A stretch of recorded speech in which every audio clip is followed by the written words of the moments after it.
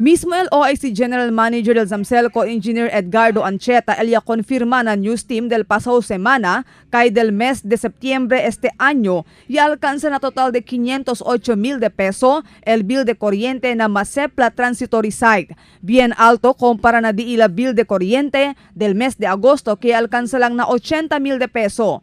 Mediante con este, habla si Dr. Elmir Apolinario, enkargaw na maga-transitory site, kay talye el maga-camp manager na maga-transitory site, kien taman monitor, kay manera tao sa kuryente el maga-IDPs.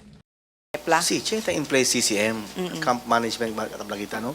Uno del cluster ta Mina Conese gan under del CSWD, Tamira, and then amo gana the LIAC meeting we regularly update ko sa tapasal dentro. El gobierno local el tapaga con el agua y corriente que tausa el maga IDPs na diferentes maga transitory site por el kondisyon que debe kada un cuarto, un luz lang el puede manpulaw el maga IDPs. Italimita también kanila usa maga appliances. Pero descubre según sila kaya sobra na usara de corriente el maga IDPs, rason si porque kada bien grande el bill de corriente na lugar.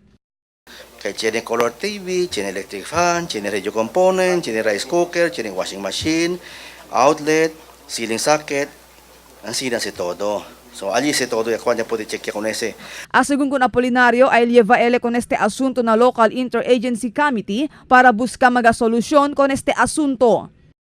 So, I think we really have to sit down with the local agency committee chaired by the mayor to discuss the issue. Kaya manera si kita resolve, no? But we will be making our recommendations on how to address.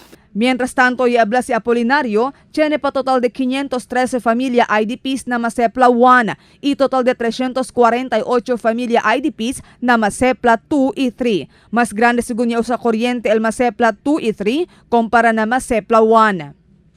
Marifita Mayo, Dateline Zamboanga.